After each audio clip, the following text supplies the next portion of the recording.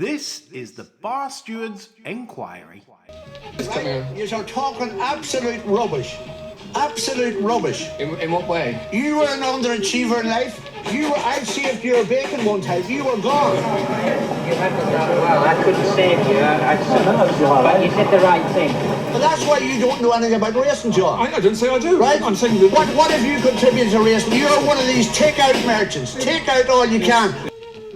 And a very warm welcome to the Bar Stewards Enquiry weekend podcast, the Irish Oaks edition, which isn't very good, but nevertheless, we're here to supply you with winners and a bit of fun to boot. My name's Lee Keys of systembet.co.uk, and alongside me is John Lang of John Joe's Blogspot, and John has kindly this evening opened the basement door, and up pops Cathryn Fry for this Irish weekend that, it's a bit of a damp squib, Cathryn, do you think? You would have liked to have seen a more competitive field, wouldn't you? Really, it was it was great Irish Derby field, great Derby field, but yeah, it's not the best. But never mind. There's a little 2-mile handicap to round things off at the Curragh tomorrow evening.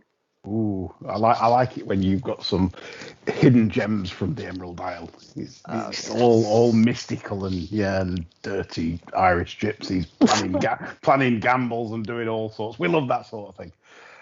John, decent week for you. Have you been up to much? I haven't had a bet, so it's been a very decent week.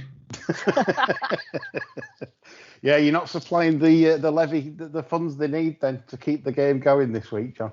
Not this week, no. I might contribute a couple of shekels tomorrow, providing the water overnights in certain places. Okie dokie. So we've got, obviously, the Irish Oaks. We'll be covering the summer plate meeting at Market Rasen and the flat card at Newbury, which used to be part of Super Saturday, but they've now moved it to its own domain. Right, well, we've got some questions, which we absolutely love, to start the show. And the first one is from John Hines on Twitter, and he says, has the jockey who allegedly failed a drug test got away with it on the B sample? If said person had connections to billionaires, would that help in any way, John? Obviously, I'm going to say, of course not. No, it wouldn't.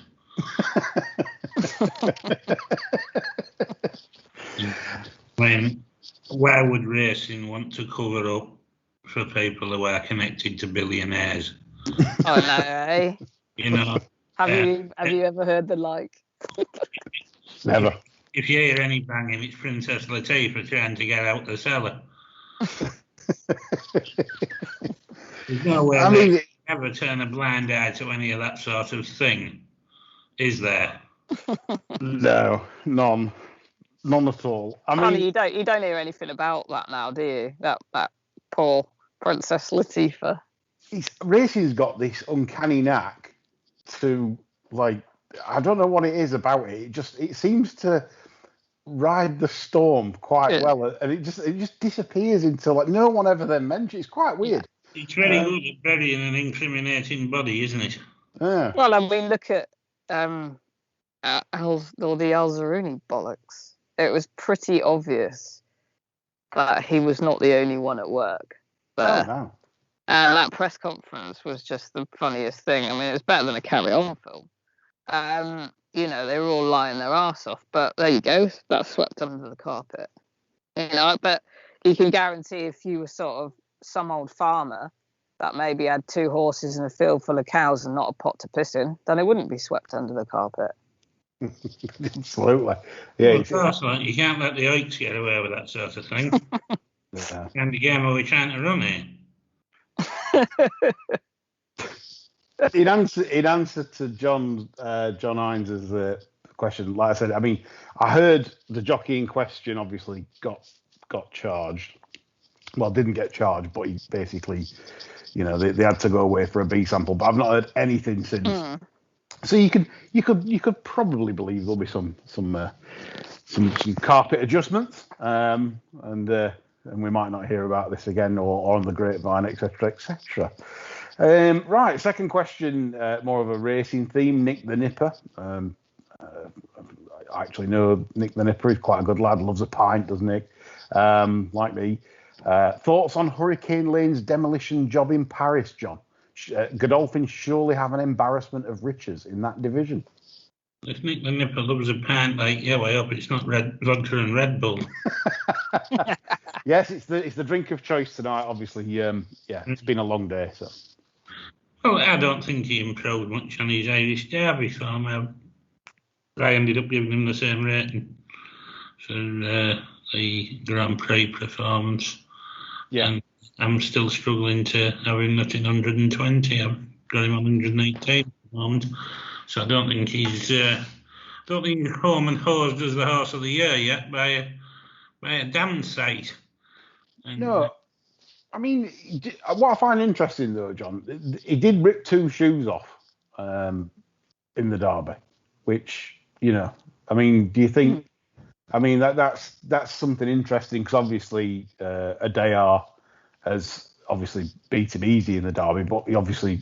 Hurricane Lane ripped 2 shoes off, and then ever since Hurricane Lane's looked a bit of a serious tool. How would you bet, John? Adayar and Hurricane Lane in a match? 4-7 Hurricane Lane. Yeah, that's fair. I think that's pretty good. I think that's a pretty good shout. I thought that's where I'd be. I think. I don't think it's a gimme at all. It's an interesting matchup, but. Like you say, 4-7. Yeah, that's a good call. You any view on that, Cathryn? On the best 1.5-mile flat horse? I haven't, but I'd like to see them match up again just to see. And I think you have to take into account that he took the shoes off at Epsom, but also Adayar got a fantastic ride as well. But yeah, bring on the match if we can. So it'd be really interesting to see, and let's just hope that they have a longer racing career ahead of them, or if they go to stud or whatever they do, I just hope that they don't go in the big blue bin. Yeah. Yes. Good point. John.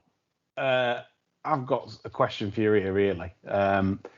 If you knew that Hurricane Lane was better than Adayar, say on their homework or whatever, where would you run both this season? What would you do now? I mean, Jack sort of asked that question because he thinks Hurricane Lane's obviously better. Well, that's what he says. He's better than Adayar. So how would you campaign the two from here? Well, me personally, I'd congratulate myself on floating a derby with Adayar. I'd run under a penalty in the roll figure and then I'd go in the ledger with it. Yeah.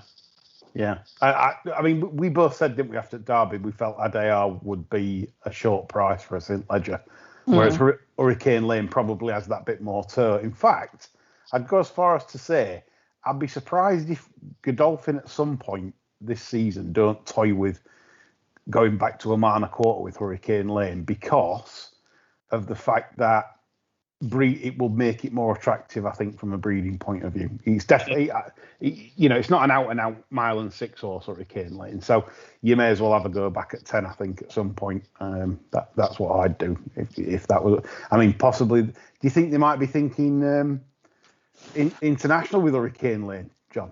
Possibly. No. Yes. No. Well, what's he done at 2? He didn't win anything with a dry fart, did he? Really? So no.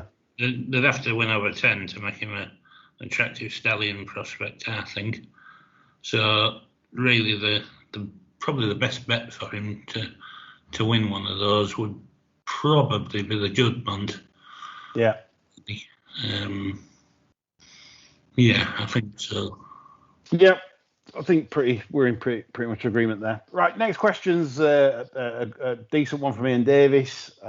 He wants to know about who at best sort of claiming jockeys around, both on flat and jumps. I thought I'd come to you first, Cathryn.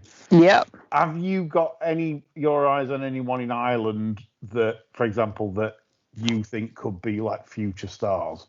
Yeah, it's pretty obvious because obviously he's getting a lot of rides from all corners of the Mullins family. But Jack Foley's good for for his £7 claim, very very useful. And obviously it's pretty obvious, but as soon as he rode a Cheltenham Festival winner, but Jordan Gainford, obviously, I think they're probably two names that in a couple of seasons you'll see them come to the fore in Irish racing. In English racing, claimers, Kevin Brogan, obviously, I think does he still claim 5, Kevin Brogan, or is it 3 now? I can't remember.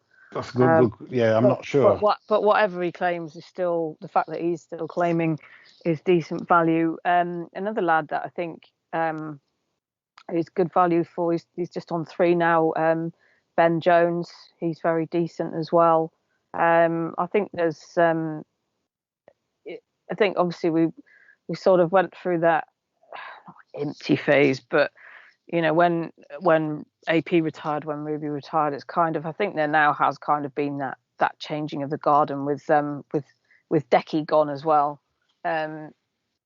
You're seeing more of the young lads come to the fore. Obviously, sort of best jockeys riding. There's the lads that are in the limelight, and then there's lads that ride perfectly well but don't seem to get the rides. But like lads like Adam Wedge, he's won a couple of grade 1s and yet still doesn't seem to get the spins. I think he's a fantastic jockey. Obviously, John Joe O'Neill Jr. is a brilliant jockey, and but of course, he's more in the limelight than the other ones. But he really is a superb jockey, very much in the mould of AP. As a jockey, I think that rides absolutely brilliant is James Best. It's good to see him picking up a few more rides lately. I think sometimes if you look away from the obvious, it's just fashion, isn't it? And yet we all know on both codes there's some people that get rides that probably don't ride that well. But yeah, they'd be the 2 young lads in Ireland, Jack Foley and Jordan Gainford. Cool. Yeah, I mean, like you said, both very accomplished riders in their own right now. I think, like you say, it's not pointing the obvious, but basically these will probably be top lads going forward. So it's good to follow their careers. Yeah. John, have you got for me anybody that you basically you think that a bit outside the box if you can? Well, if you want outside the box, I'll give you the next Holly Doyle. Go on then. And that's Siobhan Rutledge. Oh yeah. Ah. Yeah, brilliant. Yeah. Fantastic jockey. Yeah, she is. Yeah. Were there any ride in particular that caught your eye recently, or House this week on the 11th of July when she won an horse called It's All a Joke. I thought she was absolutely terrific. She had a rail draw. She made sure she made the most of it, and she assisted the horse. And we've got to be careful in these wet rail days, haven't we? She assisted the horse to fight off a plethora of challenges. Encouraged, John. Encouraged. Yeah, encouraged and supported. Supported the horse in his quest to go forward. And so funny. She probably sits as neatly on a horse as any £7 claimer I've seen in a long while. Good stuff. Yeah. I've seen Siobhan several times on books. Obviously, I'm studying videos all day, and yeah, I agree. I think Siobhan's got a big future as well. So the Irish Holly Doyle step forward, Siobhan Rutledge. So I hope, Ian Davis, I hope there's some for you there. Obviously, you know what I think of Ray Dawson, Ian. I think he's going to be one of the top flat jockeys if he can stay off the sniff, which is obviously very difficult for the majority of them. But if he can do that, he's going to fly, is Ray Dawson. Right. Carl Swanson sort of finishes off by talking about the Panorama documentary, which obviously is up and coming Monday. Very grim for racing yet again, with some very bad PR, no doubt. They'll have some secret cameras, etc. But I'm not going to talk about that on this show because it's...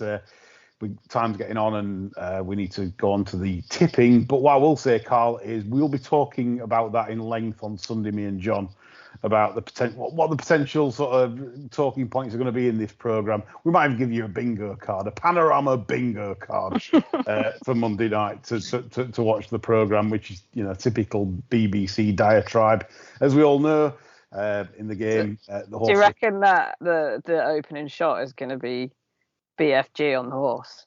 I think there's I'll be amazed if they don't show the BFG. You know, BFG, sat on that horse. I'll be amazed. I'll be astonished because the thing is with Panorama, obviously in racing and Twitter world, it's been seen, but in the worldwide Great Britain, 1.7 million or 2.2 million viewers it will get or something like that. They've not seen the BFG. So BFG is going to get some more coverage. I'm sure he'd be delighted at that. If they wasted that picture by not opening the show with it, they might as well show a clip of the black and white minstrel show. You guarantee they're going to have the Rob James one in there as well, aren't they? Yeah. Yeah, the Irish jock. Yeah, I mean, anyway. They'll definitely go with BFG first, though, for maximum impact, I think. Yeah, but Carl, stay tuned for Sunday because we're going to be sort of like beating the drum about that. Anyway, on to the exciting part of the show now, where we relieve your wallet of some cash, and we go to. I'm gonna leave Market Rasen till last because Cathryn has got some decent stuff. Oh yeah. So I'm going to start with Newbury and fly through that. The first race at Newbury on ITV is the Bet365, and I'm pleased here, John, because it said registered as the Steventon Stakes. So at least, unlike the other week when it just said the Bet365 Stakes, and we had to work out which race it was. They've actually put this after, which is good. I like to see that. Maybe they listen to the bar stewards, and maybe some recommendations there. But 150 at Newbury, it's a very competitive heat. This, John. Real World and Derab are sort of heading the market. The front two, probably rightfully so as well. Have you any view on this?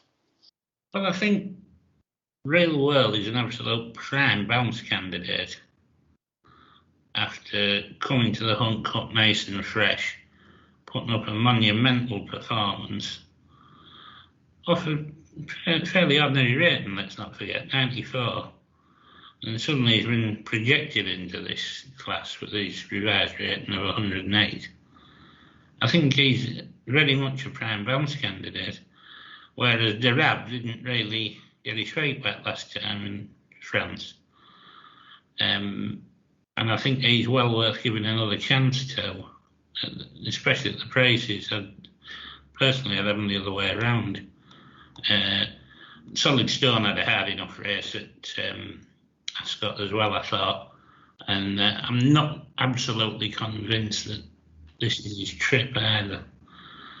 He might just have plateaued out anyway. But yeah, I mean, it's a tricky one because for me, Derab had no chance, in the French Derby from that draw.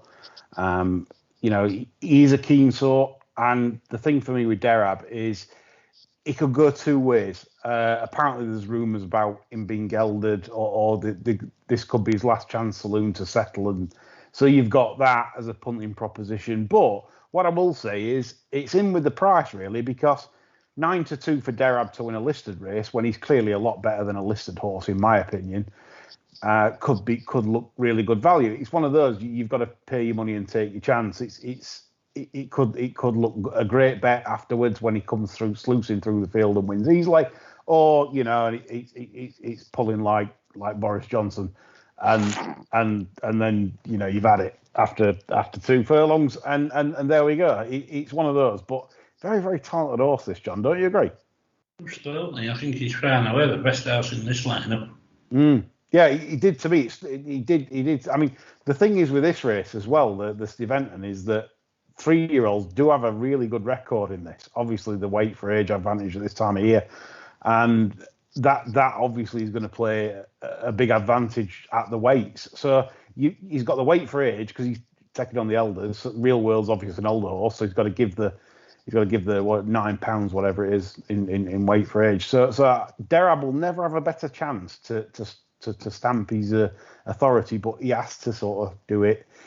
and settle for work rider. Martin Harley rides him in all his work, so that's the reason Martin Harley's on. If anyone is wondering why, probably a bigger jockey's not on. Martin Harley does all the work riding on Derab. So, John, are you plumping for Derab or? Definitely, yeah. Yeah. So both of me and John for Derab. We're not going to make it a special because the price, we like a big price, and secondly, it could pull its chance away. If you're in running punters, it might be a good look. Right, we move on to the 225. Sorry, Cathryn, you've nothing in the 150. Oh no. We're putting Cathryn back down the basement. We'll when she puts the lotion in the basket, she can John's just sent the lotion down. I'll put it on. Yeah. We'll sort that. Right, 225 Newbury is the next ITV race. It's the Bahrain Turf Series handicap. Decent prize win on this, to be fair. Class 2 event, 31,000 for the winner.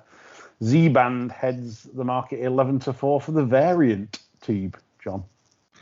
Well, Z-Band won last time for me in the manner of a horse going places. I think it'd be pretty hard to beat here. Yeah. I think there's two that might possibly give him a problem. I thought Mildenberger looked as though he's starting to find his feet again and could recapture some of his glory days for the kills round about now.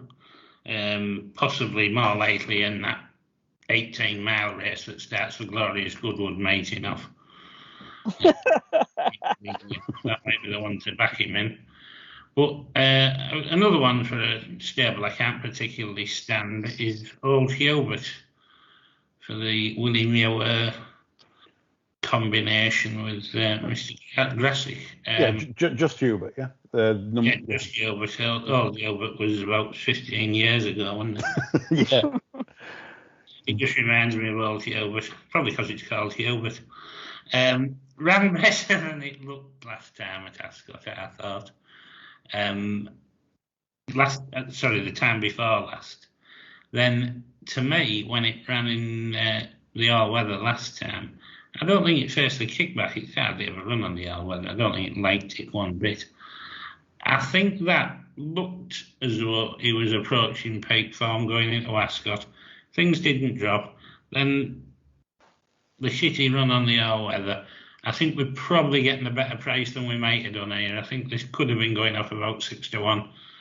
There's 12-1 available just because of two fairly porky runs that you can probably excuse. So I think that one's a bit of value.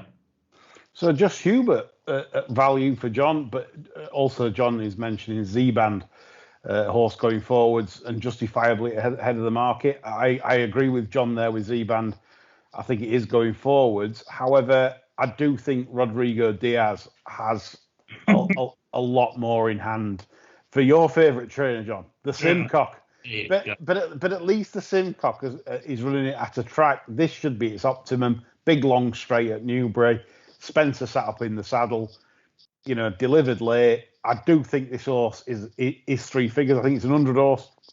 I think he's definitely £10 in hand at this trip. He's bred to be really good. Golden Horn out of Kitty Wells was the mother.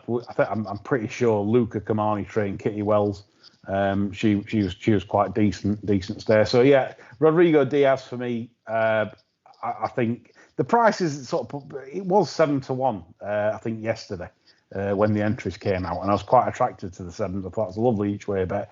But now 4-1, I'm less enthusiastic. But Rodrigo Diaz would be my choice. But I do agree with John about Z-Band. I sound like Blogger and Stallion, first and second favourites for me, and John's tipping up a 12s per. Yeah, he's probably be to shame. Anyway, we'll move on to the 3 o'clock, the third on the Newbury card. It's the Bet365 Hackwood Stakes, a Group 3 affair. Kings Lynn heads the market with Tabdi joint favourites, all trained by Owen Burrows. That's 3-1 joint favourites. John, view here. I'm completely depressed by this race, actually. At the 4-day stage, I was going absolute balls out nap on the half. I was confident he would wipe the floor with this lot. Yeah. And the old shagging shirts, as they say it. I couldn't believe it. The shagging shirt's not got his balls out. I was even thinking of getting my own shagging shirt out tomorrow night to celebrate the win. Steady, John. Nightclubs open Monday. You know, back out on Monday. So I'll give you a token selection. I think King's Lynn probably is just about the fastest horse left in this. I'm not absolutely convinced this handicap song is going to translate, but let's say I'm almost certainly won't be having a bet, but I'll plump for King's Lynn. Yep, this is an afternoon Peyton gin race for sure. 3-1. I know people say, well, what's up with you? 7 runners, can't you pick a winner? But there's so many imponderables here. Diligent Harry, first run on the turf. Diligent Harry's got a lot of potential. In fact, you probably see Diligent Harry in July Cups in years to come. But as I said, no one knows how he's going to run on turf first time. Sometimes horses take time to acclimatise the surface switches if not been racing properly on turf, etc. It's just a really messy race. I just don't like the feel of it. Happy Romance, she's not reached the form she did as a 2-year-old. There's nothing really to sort of grab onto. You know, us northern guys like something to grab onto, don't we, John? Yeah. I'm saying. Yeah, it's like Blogger and Stallion, last week. Oh. Yeah. Anyway, another mental image there. John sometimes gives me these mental images, but I've given myself one there. 340 Newbury. We'll finish off the Newbury card. You talking of giving yourself one's just giving me a mental image there. Sunday. I haven't eaten yet. I might not now. A big breakfast tomorrow. And you see, this is it. I mean, we've brought in class today, and the class is on the sidelines until we can get onto Market Rasen. So we'll finish this off now. The 340 Newbury, it's the Weatherbys Super Sprint. Plenty on offer for owners and connections here. Valuable prize, obviously, owners that buy horses through the sales ring, etc., and get an entry for this. It's a fabulous initiative. It enables. Like Chipotle, for example. Chipotle. Is it Chipotle? Chipotle. Chipotle. You say Chipotle. You say Chipotle, I say Chipotle. Let's call the whole thing off. Whatever the fucking name is, anyway. Potato. So Chipotle. It's 2-1-5. And they paid 10 grand for it. What an absolute brilliant story is this for Eve Johnson, Houghton John. Obviously got a great chance tomorrow. Have you views on this? Well, the view is that it's a match, and I fancy the other one, really. Yeah. That's about it. I think the other one's slightly the better off. And at risk of sounding like Blogger, it'll be lift him on, pal. Lift him on, pal. Yeah, but remember, you got to show the slip.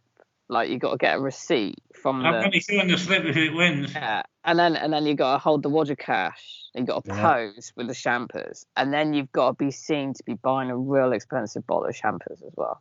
Yeah. Got to be at least Krug. Yeah. You've got to look as though you're about to back scuttle somebody out of a boy band. If you want, John, if you want. Yeah. That's the photo, isn't it? There's the photo. Yeah. Another great. Kind of reminds me of, like, how homoerotic, like, Top Gun was, and it kind of as a kid that went totally over my head. But watching it again as an adult, I thought, fucking hell. It's kind of poses are kind of a bit like that, aren't they? They should be like, what's that gay magazine, John? I can't remember the name of it, but they do very well there. Yeah, you've got a sort of pose it's called like. Throb, Cathryn. Is that what it is? Yeah. Throb. Throb, is it? Yeah. Brilliant.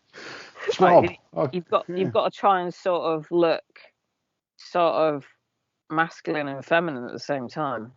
I'm quite surprised Blogger and the Stallion aren't in the Top Gun 2, actually. There'd have been a good volleyball duo against Val Kilmer and Tom Cruise. Yeah, but imagine it. All right, over here, mate. Yeah, great, mate. Yeah, lad. Yeah, no, speak. I think I'd rather Val Kilmer, to be fair. Yeah. Yeah. I mean, the Stallion, sort of like with his hair, Stallion would be Val Kilmer, do you think? Or He's Oh, no. about 3'6", isn't he? This Yeah, I mean, to be fair, I'd give him a run for money on height, you know, and I'm not the tallest. yeah. you wouldn't trade from him, would you? Right? I don't Yeah. fancy that either, Descending really. into Unless chaos. you wanted to breed midgets. Yeah, no, I've got a funny feeling he might bat for Worcestershire instead of Gloucestershire, John. You know what I'm saying? Yeah. Well, Don't think I'd appeal, you know. Anyway. So Only if you grow a beard. the final race. How do you know I haven't got one? The final race at Newbury. John likes vintage clarets. I do as well. I think that it was beaten by Chipotle in the Brocklesby. I do think it will reverse the form the way it's progressed. It didn't get home in the Coventry. And I think back to 5, I think it beats Chipotle. So vintage clarets, Chipotle will do the biz for me and John at 11-4 best price. Right, we move on to the better stuff now, which Cathryn certainly has the edge over me and John on this. And we go to Market Rasen for their Market Rasen. Market Rasen for their. I've never been there once because it took me about 5 hours to get there. Yeah, I mean, do you remember? I mean, Market Rasen. I mean, it's fond memories for me. I mean, when that bloke dropped his trousers in front of the stand and started whirling it round like an helicopter. Did he? Yeah. He got arrested. How do I not know about this? Oh, right in front of Racing Post. You know, basically he was castigated as a yob. He ran onto the course, and then it was a bank holiday crowd as well. Loads of kids watching, and dropped his trousers and started whirling it around. Did the windmill? Yeah, did the windmill basically. It wasn't Shannon. Yeah. Did the windmill? Yeah. In front of a bank holiday crowd and everything. Yeah. Seriously. That's ridiculous. Yeah, this is recent. I mean, again, racing has got a fantastic ability of brushing anything. It can brush anything under the carpet it likes. So this Panorama escapade, I think it'll disappear in probably quicker than. Yeah, of course it will. Yeah. When they were leading him away, Cathryn, he turned his pockets inside out and said he was only doing an elephant impression. It's just for the kids. Yeah, family fun day. That's terrible. What's that man doing? Is he doing an elephant impression? Anyway. The other day, and this is God's honest truth. So the other day, I was driving my daughter to school, and suddenly she goes, "Mummy, what's that man doing?" And I looked, and it wasn't a man; it was a woman, and she was literally taking a waz in the middle of the street. Jeez. Full on taking a waz. What do you say to a 6-year-old asking that question? Yeah. Like, I'd just like to say that was in Gloucester. Like, you know, it wasn't in Cheltenham. It wasn't in Cheltenham, I'd just like to say.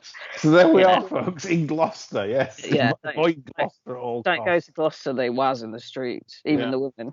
I mean, I've seen that sort of thing in Cardiff, but never in Gloucester. Never did I think it would come to Gloucestershire. Anyway, moving on, Market Rasen. Come to Middlesbrough. Yeah. Everyday occurrence. That why you're not shocked, John? Yeah. Is that of an evening? Is that what goes on? Early mornings, midday. Young men. It's like a raging torrent past our house. No toilets around. It's like the Middle Ages up there, isn't it? It's just. Right, Gloucester is, to be fair. I mean, you know, they're kind of like 20 years behind us, you know, down the road.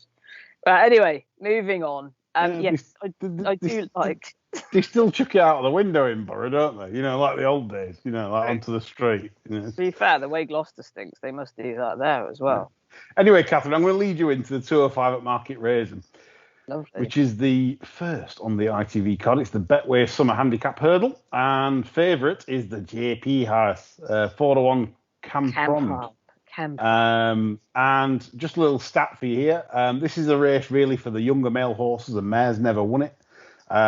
17 from 168 of the last 19 run-ins have been 4 to 6-year-olds. Only 2 winners from 109 starts, 7-year-old plus. One for the younger guys, this one. Oh, I better go and change. No, don't let me put you off. Okay, so I like the look of Mrs. Hyde. Obviously, she's pretty fit. She's had a couple of spins on the flat. The last one, like, what were they at running her over 1 mile 4? Like, she was just never going to be like a competitive over 1 mile 4. She's fit from the flat. She's a listed class mare, first time in a handicap, and I quite like that price at 12 to 1. Yeah, I mean, certainly she's a classy mare. I mean, you can see that from a form last year, you know, Weatherby when she won the listed race there at Weatherby. She then went to Newbury and ran an absolute corker, I felt, under John Joe. She is a classy mare, and I do like her. And obviously, I love the yard, having horses trained with Brian for years, and I'd love him for him to win this, unless I back something else. Bad luck, boy. So Mrs. Hyde, Cathryn. I'm just trying to get a price on Mrs. Hyde. 12s I've got here. 12s, I think yes. Oh no, 14s. I can see some 14s. So 14s going against the stats is Cathryn with Mrs. Hyde to win the first race on the TV at Market Rasen. John, have you any views here? Asking me for a view on this is akin to asking Helen Keller for a view on Dostoevsky's complete works. I'm going to send some Pate gin up tomorrow. I'm going to courier it up tomorrow so you can have an afternoon of gin and Pate. I'm going to need a good way to Pate, I think, tomorrow. I did like Camprond, again, blogger kind of stuff. This the fact that, you know, this is a machine. What does Twitter think? It's a machine.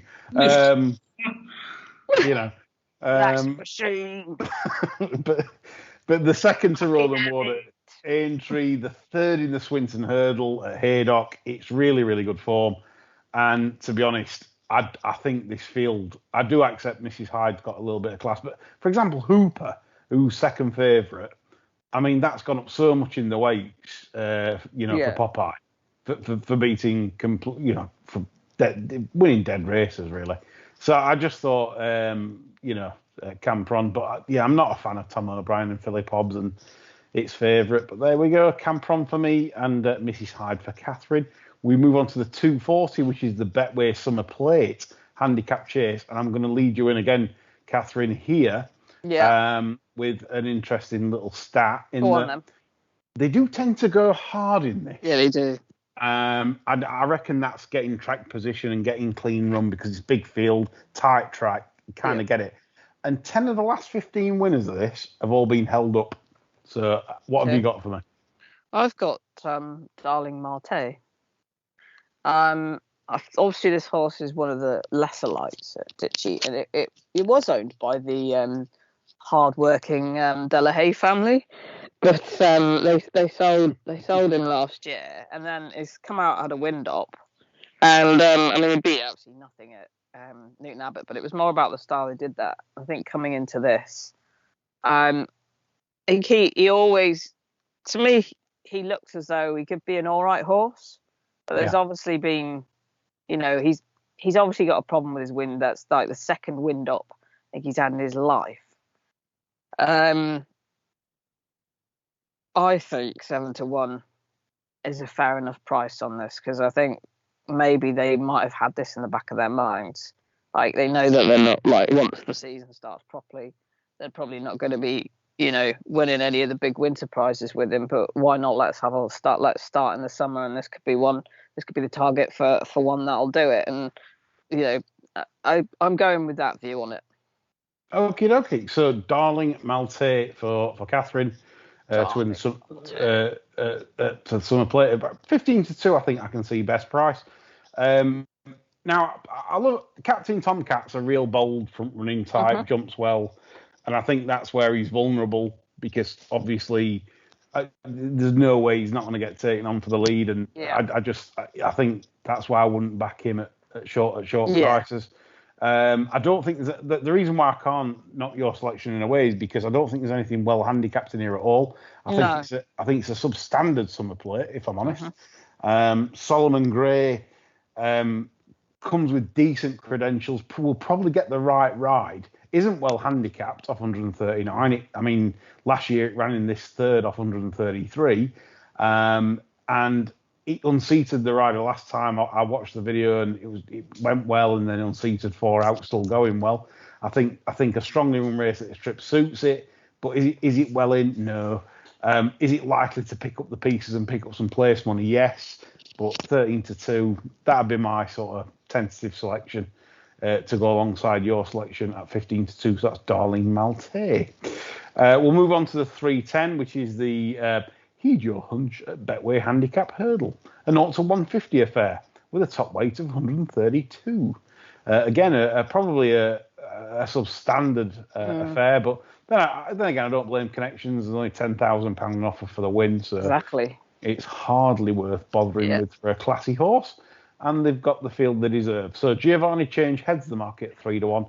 Cathryn, go for it. Right, bit of a left field on this. This horse is also engaged at Stratford on Sunday, where that is going to be hell on earth. It's scheduled to be around 32 degrees in this part of the world on Sunday, and standing in the baking heat at Stratford is going to be absolute a no-no. But Khan, now 20-1 best price at the moment. See, the booking of Harry Skelton takes the eye. This horse is unreal. He's run in 5 countries. He's only 7. Step Up and Trip helped him when he won. That was over 3 mile 2. 3 mile 2 is the distance on Sunday. Tomorrow is 2 mile 7. And it just looks a little bit like they might have found a not very good race for him to get involved. That's my... Yeah. I mean, like you said, I mean, it was 4th to Shetland Bus, not the real Shetland Bus, last time at Cartmel. I was just thinking, it's running 5 countries. John, this is the Alan Wicker of racehorses. Yeah, absolutely, Carn Wicker. Well, it looks like it's going to be better served running tomorrow rather than on Sunday in that heat. Yeah, absolutely. And I'm hoping he does run tomorrow. Because he'd be getting all agitated, and the last thing they want on Sunday is facing the wrath of Khan. I've made myself. One for you, Star Trek bus there, Captain Sulu. Excellent. And check off with that ear lice, that wood lice that ran in his ear. Fantastic, John. I just think, I don't know. I just think it's an interesting placing. Stratford, I understand the Stratford entry, but this, I know, with Harry Skelton taking them out as well, like this time of year, you could easily sit this one out. Well, you wouldn't think a ride from Milt Harris would be on his bucket list, would you? Exactly, and especially at this time of year, That's actually a good point. That's just got a bit of a feeling about it. Yeah. 20-1 then, folks. Yeah, absolutely. You know, I like a good price. Yeah, for Gloucester, Catherine Fry. Do you mind I live in Cheltenham? Don't ever say that. Yeah. All right. So yeah, Khan 20-1. Yeah. Not bad. 310 Market Rasen. Yes. So Giovanni Change for me. Mark Walford trains. I've gone all blogger again. Jamie Hamilton rides. This horse ran at Aintree last time over hurdles behind Proschema of the Skeltons. I thought that was a really warm race. Finished in front of Shetland Bus. That day did Giovanni Change. Good old Shetland Bus. He got the bus. Yeah, arrived a bit late. Like that, like they normally do. Like they do. As they do. So Giovanni Change, I felt Mark Wolf is a very underrated trainer, and I do think that's the key foremost. But it is favourite, and I've tipped you the obvious. So some terrible tipping from me. Are you blogger in disguise? Yes, I've been blogger at Market Rasen today. I'm quite proud of it, and Cathryn's come up with some gems. 20-1 Calm, an interesting selection there. As we leave Market Rasen and go to the Emerald Isle to preview the Irish Oaks, which is the 325 affair, which not really doesn't take much previewing, really. Snowfall is 2-7 favourite as we speak. John, have you any angles into this race whatsoever? Yeah, my angle into this race is really to cover my nethers with Swarfager and try to rape a wasp's nest. Because I think I'd be better served spending my time doing something like that and trying to find something to bait this favourite.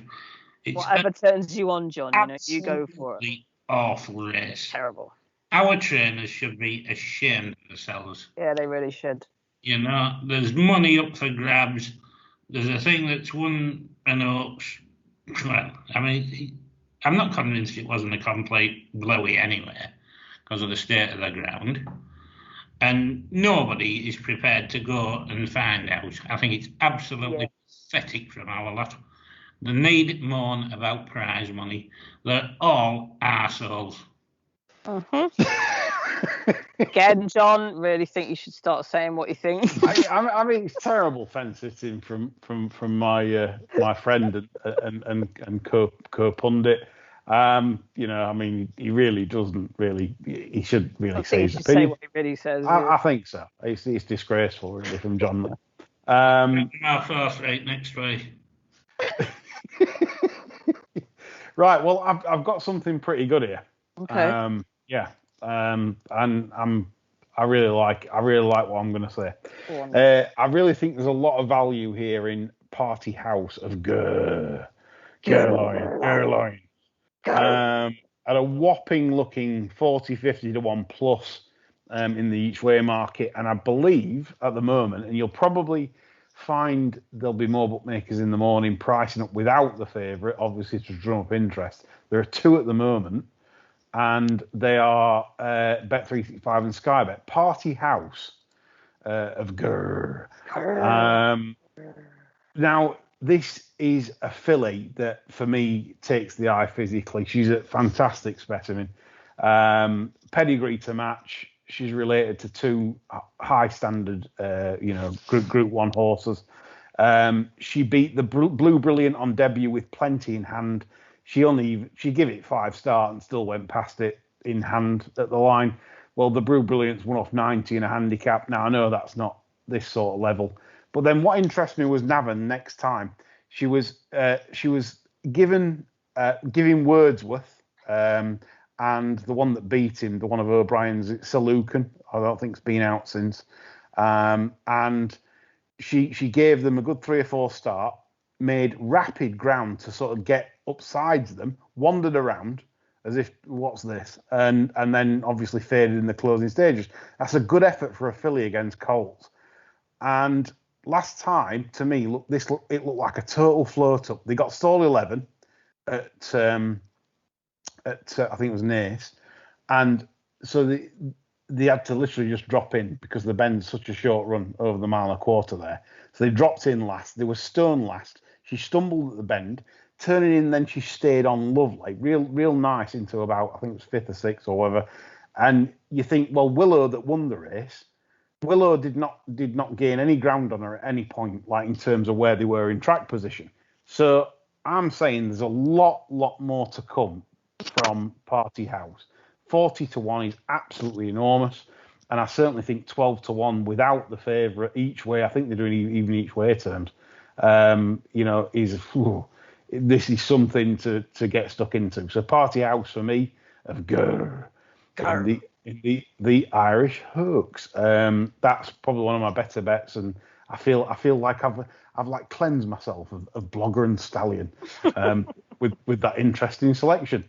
Obviously, it's not the best affair. I mean, Ian Davis has commented on Twitter about Snowfall. John, what do you think to Snowfall's performance at Epsom. Is there an element of fluke about it? I think there is, surely. Yeah. There has to be. I mean, for a start, Ryan's not even been asked enough to ride her at Epsom.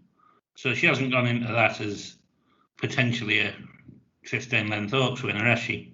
No. And I think some of them ran so bloody badly. I mean, it's just she can't possibly be as good as that might indicate to some people. I'm sure of it. But that said, I think the Musidora farm probably has a win in this, all right. Yeah, I mean, certainly, I'm not questioning that she won't win tomorrow, because I do think she's a very, very good filly in terms of she won the Musidora. The time in the Oaks was very comparable with the Coronation Cup, but the problem is they came stand side in the Oaks. The Coronation Cup, they went in the quagmire down the far side, so it could be flattering the time at Epsom. I certainly think the result's flattering, because how can you beat Mystery Angel another 15 lengths in comparison to the Musidora?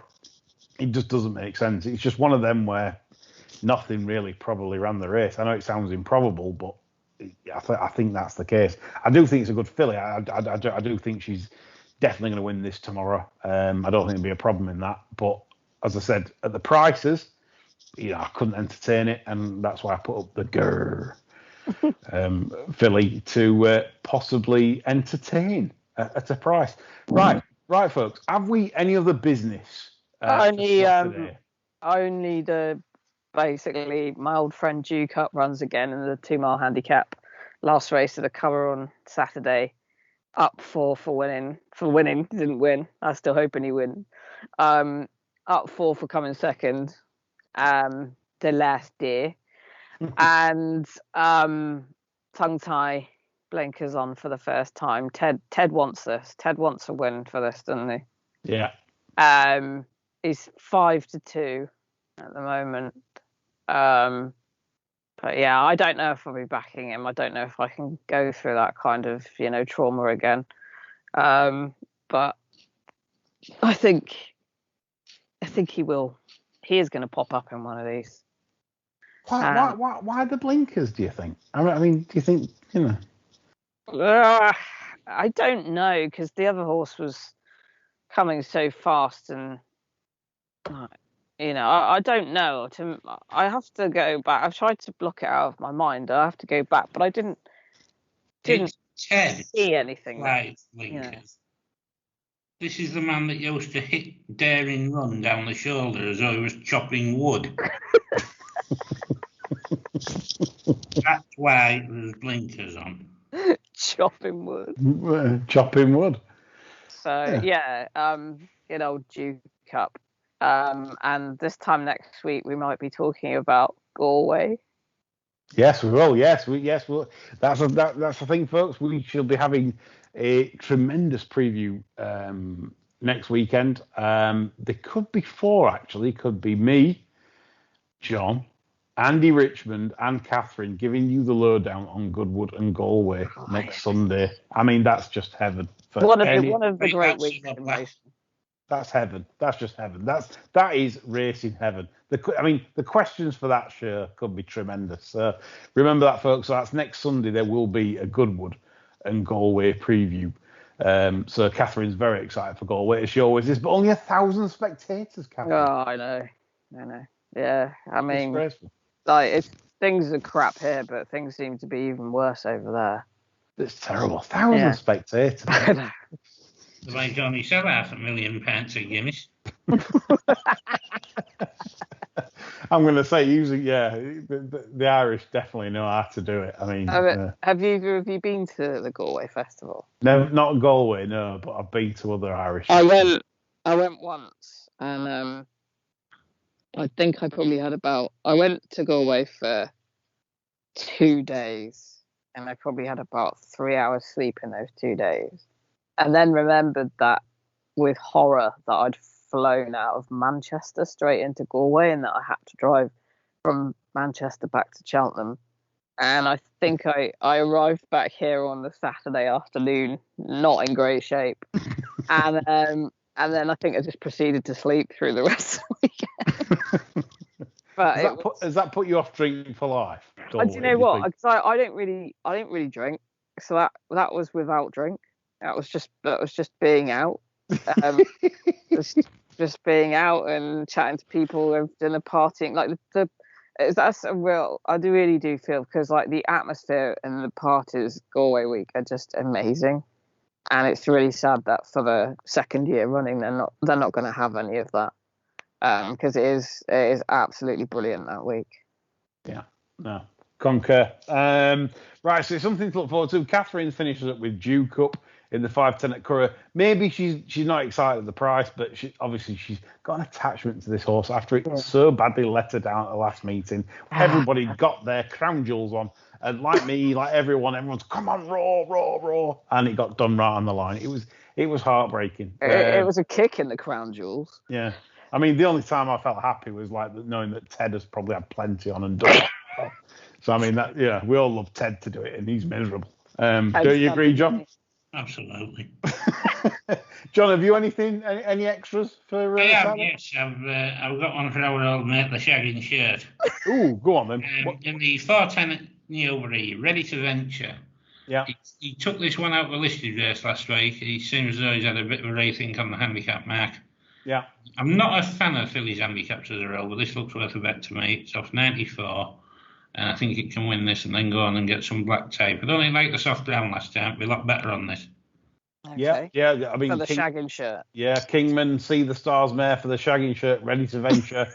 John, in fact, Ready to Venture. Old William in the shagging shirt, Ready to Venture. It's a topical tip. It's a topical Barsters tip. Yeah, Ready to Venture in the shagging shirt. 4:10 Newbury. I would also just point out that if anybody fancies a bit of a laugh, they should probably watch the 4:05 at Newmarket, where our friend Mr. Simcock is once again punishing Smart Champion by running him in a race that is wholly unsuitable. You know, I mean, whoever owns that horse must have gate-crashed Simcock's Christmas party and pissed on the kids or something. So if you're listening, John Cook and partner that owns Smart Champion, you at the Christmas party, you've dropped your trousers and you've pissed all over the buffet, haven't you? Haven't you, John Cook? You've done it, haven't you? We know what you're doing, John. Yeah. Smart Champion be held up off a crawl, like John says, in the mile and 6 Power Evolution handicap at 4:05, price at 13-2. Will probably drift from that and held up and finish second, and John will start laughing again after the 4:05 at Newmarket. Right, I think that's a suitable time to end the show. I hope you've enjoyed the crack and some interesting tips. So there's been some fair tips. We've tipped some big prices. Me and the Irish Oaks, Cathryn with the Wrath of Khan. At Market Rasen. And I hope you enjoy your Saturday and back. Plenty of winners. We're back next Friday with the usual show, but don't forget the preview, the Goodwood and Galway preview on Sunday, which will be quite special. Hoping to get Bickley 14, Andy Richmond, Cathryn back, John Lang, the legend, and myself will be there. Have a great weekend. Bye for now.